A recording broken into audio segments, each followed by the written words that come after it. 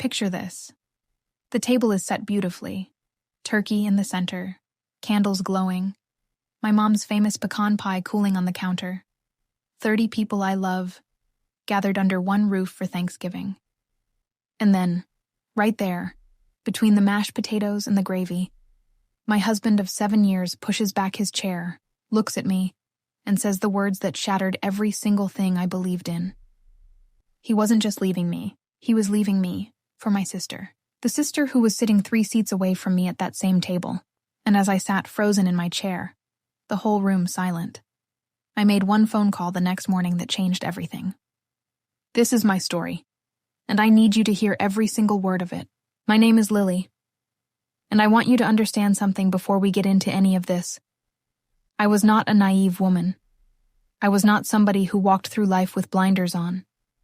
I was a 34-year-old woman with a career I built from the ground up, a home I decorated with my own hands, and a marriage I genuinely believed was the realest thing in my world. I grew up in a small town in rural Tennessee, one of those towns where everybody knows your family name before they know yours. My parents were high school sweethearts. My dad coached Little League. My mom baked casseroles for every funeral and every baby shower in a 20-mile radius. We were that family, the kind people pointed at and said, "Now that's how you raise children right." There were 3 of us kids. Me, the oldest, then my brother Ray, and then my sister Cassie. Cassie was 4 years younger than me, and from the day she was born, everybody made a big deal out of how beautiful she was. Big green eyes, naturally golden hair, the kind of effortless smile that made strangers stop and comment. And I want to be clear, I never resented her for that, not once. I loved my sister, deeply, completely, the way only a big sister can. We shared a bedroom until I left for college. We stayed up too late whispering about boys and dreams and what we wanted our lives to look like. She was my first best friend. Before I had anyone else, I had Cassie. And I want you to hold on to that, because it matters. Now I met my husband, I'll call him Grant, when I was 26. He was 29. Tall, broad-shouldered, the kind of man who fixed things without being asked and remembered how you took your coffee without ever writing it down. He was working in construction management at the time, and I was a marketing coordinator for a regional healthcare company. We met at a mutual friend's cookout. He brought a 12-pack and I brought homemade jalapeno deviled eggs, and we stood by the cooler for 3 hours talking like we'd known each other our whole lives. By 6 months in, I knew he was it for me. We dated for 2 years. He proposed on a Tuesday, not some grand romantic gesture, just the 2 of us in our kitchen making breakfast. And he just looked at me and said, "I don't want to spend another day not knowing you're going to be my wife."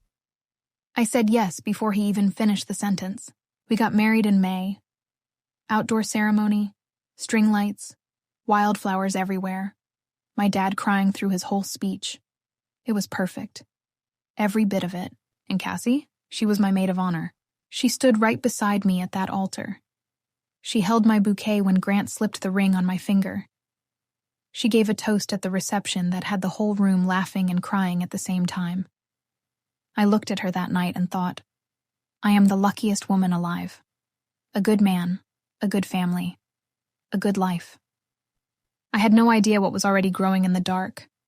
For the first 3 years of our marriage, everything was genuinely good. Grant got promoted. I moved into a senior marketing role. We bought our house, a little craftsman bungalow with a big front porch and a backyard that needed serious work. We spent entire weekends out there together, planting things, building a garden bed, just being in the same space and feeling content. We talked about kids. We weren't in a rush, but we both wanted them. We had the names picked out. We had the conversations about how we'd raise them. It all felt so real and so close. Cassie, meanwhile, was going through a rougher time. She'd been in a relationship for 3 years that ended badly. Her boyfriend at the time had cheated on her, and it broke something in her. She moved back to Tennessee from Atlanta, where she'd been living, and started spending a lot more time with our parents, which also meant more time around us. And I welcomed that. I genuinely did. I brought her into our home like it was her safe place, too. She came over for dinners, She and Grant would watch football together when I was working late. She and I would have long Saturday morning coffees on that front porch. I thought I was being a good sister. I thought Grant was being a good brother-in-law. What I didn't understand, what I couldn't have imagined, was that somewhere between those late nights and those shared meals and all that closeness, something was forming between them that had nothing to do with family. Looking back, I can see the signs now, and they absolutely got me. The way Grant started mentioning Cassie more in conversation. Not in an obvious way, just casually. Cassie said the funniest thing today. Or, Cassie texted me that restaurant recommendation, you should check it out. At the time, I thought it was sweet. I thought, good. My two favorite people actually have a real bond. I remember once I came home, and they were sitting on the back porch together, both of them laughing at something on his phone. They didn't hear me come in, and when I stepped outside and said, hey, there was just this half second, this tiny little pause, before everything went back to normal. I filed it away and forgot about it. I hate that I did that. There was also a shift in Grant himself that I attributed to stress. He became slightly more distant around year 4 of our marriage. Less talkative at the end of the day. He'd go to bed earlier. He stopped reaching for my hand as much. I brought it up gently. I said, are we okay? It feels like there's some distance between us. He told me I was overthinking. That work was just hard right now. He kissed me on the forehead and said, we're fine, Lily. I love you. And I believed him, because why wouldn't I? This was Grant, the man who proposed over scrambled eggs because he just couldn't wait another day. Now let me take you to that Thanksgiving. It was a Wednesday night when everyone started arriving. My parents' house, the same house I grew up in. My mom had been cooking for 2 days straight. The smell of it hit you the second you pulled into the driveway. Sage and butter and sweet potato and that specific warmth that only exists in a house full of people who love each other. My aunts and uncles were there. My cousins. My grandparents on my mom's side. My brother Ray and his wife and their 2 little ones. Close family friends who'd been coming to Thanksgiving at my parents' house for 20 years. And Cassie, of course. She arrived about an hour after us. She walked in with a bottle of wine and a cranberry salad, and she hugged me so tight, told me I looked amazing, and I just felt happy. Genuinely happy. To be there. To be surrounded by all these people I loved. To have my husband standing in the kitchen with my dad talking football. To have my sister's arm around my shoulder. I remember thinking that exact thought. I am so grateful. Dinner started around 5. We pushed 3 tables together in the dining room. That's how many people there were. My mom and her sisters had cooked enough food to feed a small country. The kids were loud. The adults were louder. My grandfather said grace, and it went on for 4 full minutes, and everyone kept their heads bowed and their eyes closed even when their stomachs were growling. And then we ate. It was beautiful. The first 45 minutes of that meal were genuinely beautiful. Stories were being told. My little niece knocked over her juice and nobody even got upset. My uncle was making everyone laugh with some story about a fishing trip gone wrong.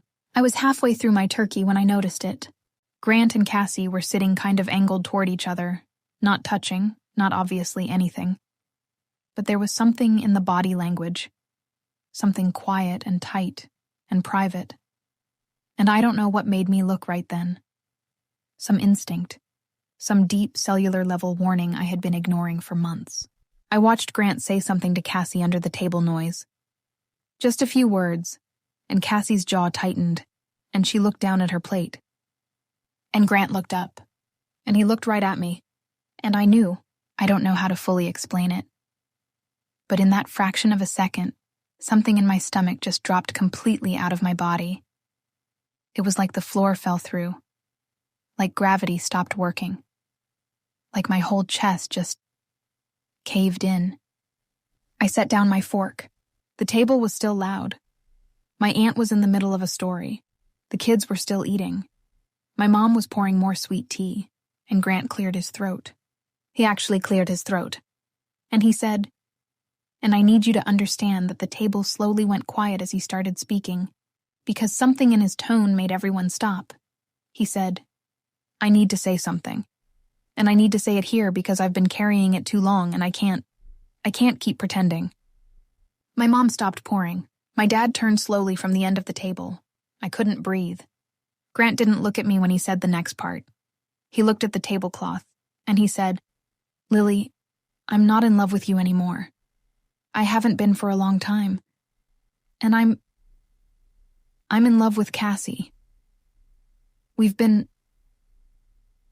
been something between us, and I know this is wrong. And I know this is the worst possible way to say this. But I can't sit here and pretend anymore." Complete silence. The kind of silence that has weight to it, that presses down on you. I heard my niece whisper, "Mommy," to my sister-in-law.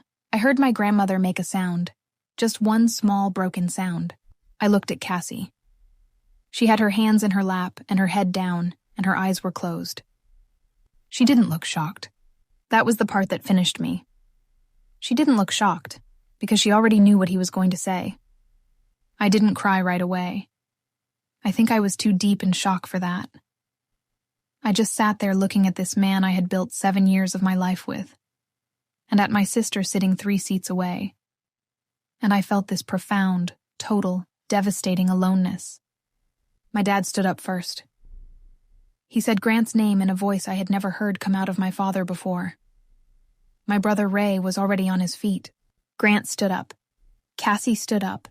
And in front of my entire family, on Thanksgiving, they walked out of my parents' house together. The door closed. And then I cried. I don't remember everything about that night clearly. I know my mom held me for a long time. I know my dad sat on the porch steps alone for a while, and I could see his shoulders shaking. I know my aunt took the kids upstairs so they wouldn't see the adults completely fall apart. I remember going to the bathroom and sitting on the cold tile floor in the dark for I don't know how long. Just sitting there. Replaying everything. Every dinner. Every shared laugh. Every moment I had brought Cassie into my home, my marriage, my life, and trusted her completely. 7 years with Grant, 29 years with Cassie, both gone, in one sentence, at a Thanksgiving table. My brother Ray sat outside the bathroom door. He didn't say anything for a long time. Then he just said, "I'm right here." That broke me all over again. I stayed at my parents' that night. I couldn't go back to that house, our house, the one with the porch and the garden, and the names we'd picked out for children we were never going to have together now. I lay in my childhood bedroom, the one I used to share with Cassie, and stared at the ceiling until almost 4 a.m. I thought about everything I had missed, or ignored, or explained away. I thought about the way Grant had looked at me before he spoke, and I had already known. That fraction of a second before the words came. My body had understood what my heart hadn't been ready to accept. And I thought about Cassie. About how she had sat there, head down, hands in her lap, waiting for him to say it. Which meant she had known he was going to say it. Which meant they had talked about it. Which meant this was a decision they had made, together. And somehow in all those conversations, not once had either of them picked up a phone and called me first. Not once. I was an afterthought in my own marriage. I was an afterthought to my own sister. I woke up at 6:47 a.m. the next morning. My eyes were swollen. My head was pounding. And I just lay there for a moment, letting the previous night settle back over me like a heavy blanket. Then I picked up my phone. I had 17 missed texts, several missed calls, a voicemail from Cassie, which I did not listen to. Not then. But there was one call I needed to make. One person I needed to talk to before I did anything else. Her name was Patricia. She was the best family law attorney in the county, and she also happened to go to church with my mother. I had her number saved because she had helped my cousin through a difficult situation 2 years prior. I called her at 6:52 in the morning the day after Thanksgiving. And God bless that woman. She picked up. I told her everything. Fast and broken and not in any logical order. She listened without interrupting. And when I was done, she said very calmly, "Honey, don't touch anything in that house. Don't move any finances. Don't sign anything. And come see me Monday morning first thing." That phone call was the first breath I had taken since Grant pushed back that chair. It was the beginning of me deciding that I was not going to disappear into this. Monday morning, I met with Patricia. And what I learned over the following days and weeks, through the legal process and through conversations I never wanted to have, was even more devastating than what had happened at that table. Grant and Cassie had been seeing each other for over a year. A year! 12 months of holidays, family dinners, shared weekends, all of it. They had been lying to my face for 12 months. I found out that Cassie had not just stayed in our home as a grieving, heartbroken little sister recovering from her own bad relationship. She had used that access. She had cultivated something with my husband while I was at work, while I was traveling for business, while I was doing the grocery shopping and the laundry and all the invisible daily labor of keeping a life running. There were messages eventually. I didn't go looking for them at first, but some things come out during legal proceedings whether you want them to or not. And reading them was like being hurt all over again, in a completely new and specific way. They talked about me. Not cruelly, necessarily. But they talked about me the way people talk about someone they've already moved past. Like I was a logistical problem they were managing. Like I was the last thing standing between them and the life they wanted. I had been the obstacle in my own marriage. My parents were devastated in a way I had never seen them before. My mom, who was the warmest, most steady woman I knew, went through a grief that was almost physical. She told me once, sitting at the kitchen table, "I don't know how to love both of you right now." And that's a sentence I never thought I'd say about my own children. My dad barely spoke for weeks. When he did, it was careful and measured, like he was holding something very large and very dangerous very tightly inside himself. Ray was furious, protective in the way only big brothers and younger brothers who adore their sisters can be. He wanted to fix it, and he couldn't, and that made him angrier. And through all of it, I had to keep getting up, going to work, answering emails, being a functional human being while my entire personal world had been destroyed at a dinner table on a holiday. Patricia was extraordinary. She was methodical and calm, and she never let me get lost in the emotion when we were sitting across from each other in her office. But she also never once made me feel like the emotion was wrong. Tennessee is an equitable distribution state, meaning marital assets are divided fairly, not necessarily 50-50. We had the house, joint savings, Grant's retirement account that had been building during our marriage. My name was on everything that mattered. I did not want to punish Grant financially out of bitterness, but I was not going to walk away from 7 years of my life with nothing. I had contributed to that household, financially, emotionally, physically. I had helped him get to where he was professionally by being the stable foundation at home. That counted. Patricia made sure it counted. The divorce took 8 months. 8 months of paperwork and mediation, and a few moments where I sat in Patricia's parking lot after meetings and just let myself cry in my car before I drove home. Grant, to his credit, and I say this with complicated feelings, did not fight me on much. I think somewhere in him, there was enough decency to recognize that he had done something irreparable. He didn't try to minimize it. He didn't drag it out. I got the house. I got a fair split of everything else. I got my life back, legally at least. The emotional part took a lot longer.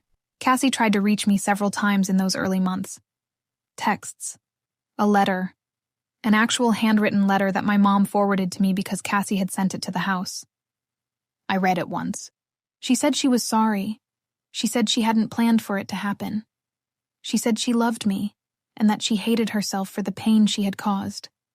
She said she understood if I never wanted to talk to her again. I folded that letter back up, put it in a drawer, and I didn't respond. Because here's what I needed Cassie to understand, and what I couldn't explain without breaking completely open. It was never just about Grant. Grant was my husband, and losing him was devastating. But losing Cassie was something different, something older and deeper. She was the person who had known me my entire life, who had been in every chapter, who had stood at my wedding and held my flowers and cried happy tears and told the room full of people how much she loved her big sister. You can fall out of love with a husband. I understand that. Hearts change. Relationships break down. Those things happen. But you don't get to do what she did and call it an accident. An accident is a slip. A mistake you catch yourself in. What they did was a choice, made over and over again, for a year. Every single day that they looked me in the eyes and said nothing. That is not an accident. That is a decision. And I could not, and still cannot, and pretend otherwise. I am going to tell you something that I wish someone had told me in those first terrible months. Healing is not linear. It does not move in one clean direction from broken to whole. It circles back. It doubles over on itself. Some days you wake up and you feel like a person again. Like your lungs work and your feet are under you, and you might actually be okay. And then some random Tuesday you're in the grocery store and a song comes on, and you are right back at that Thanksgiving table, frozen, fork halfway to your mouth, watching your world fall apart. Both things are real. Both things are okay. I started therapy in January, about 6 weeks after the divorce proceedings began. My therapist, who I will call Dr. Fields because she deserves to be mentioned even in disguise, was the kind of person who asked questions I didn't realize I needed to answer. She asked me, "What do you want your life to look like? Not what you're recovering from. What are you moving toward?" And I sat there for a long time, because I realized that for years, I had framed my life around us.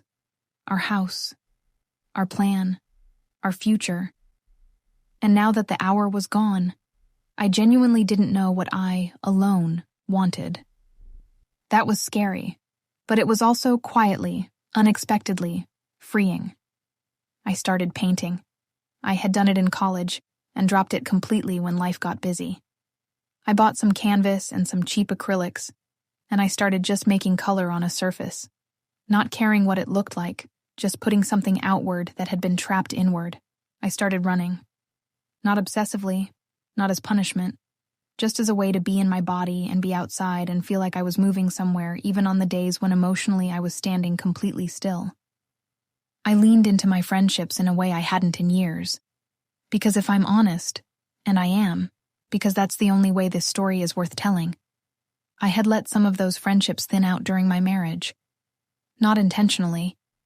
Just the quiet, gradual way that happens when you're building a life with someone, and you stop tending other gardens as carefully. My friends showed up. They showed up in the way that makes you realize exactly who people are when everything is stripped away. Now, you came here for the full story, and I'm going to give it to you.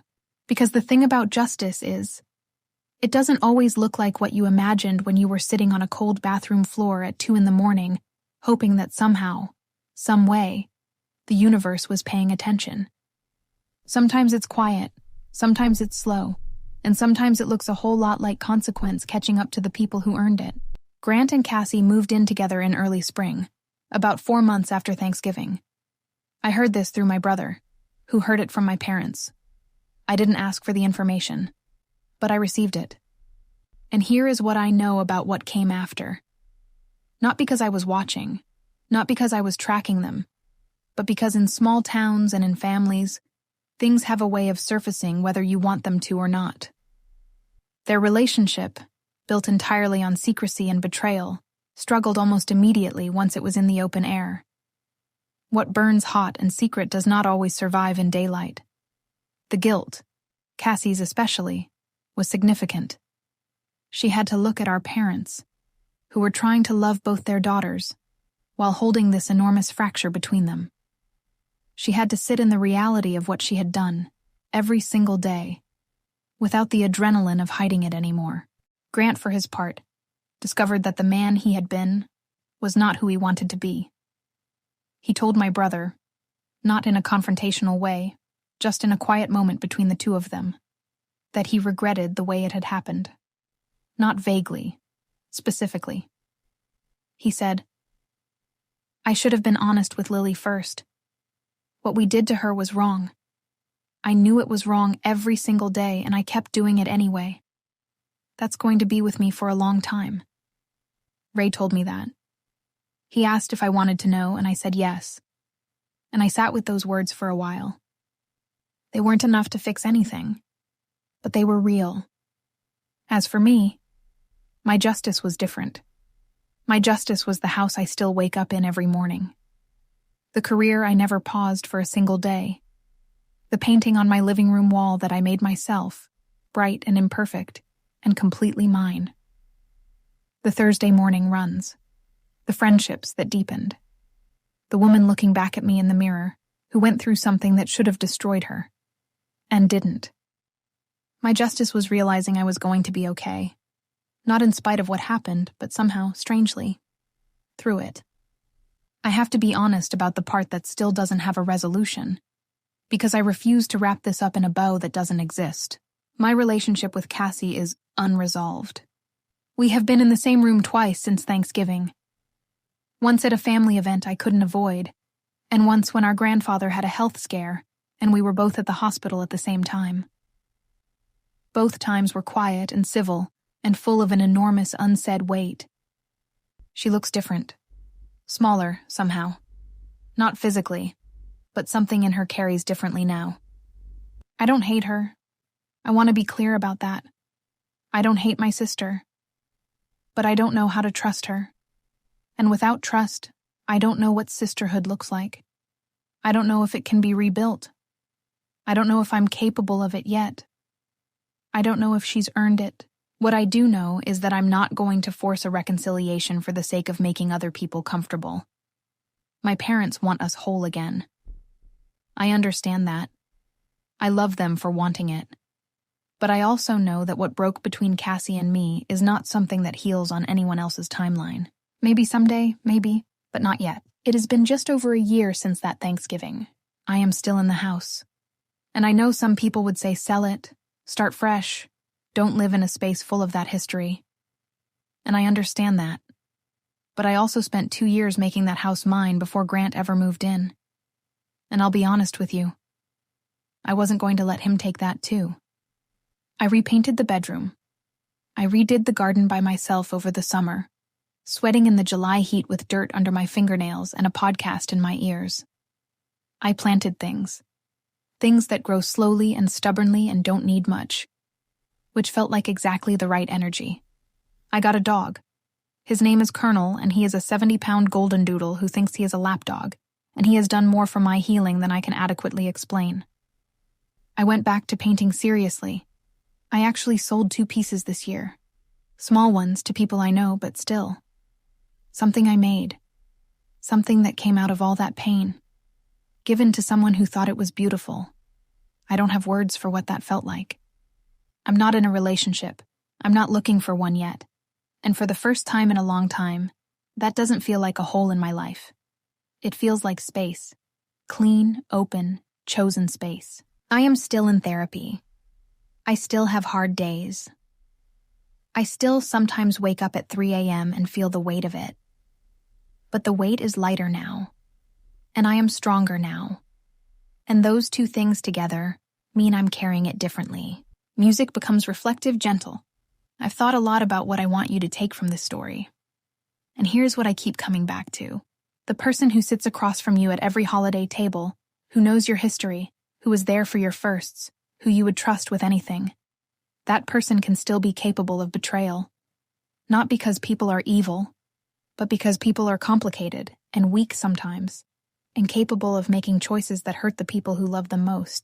And knowing that, really understanding that, is not a reason to close yourself off from love or family or trust.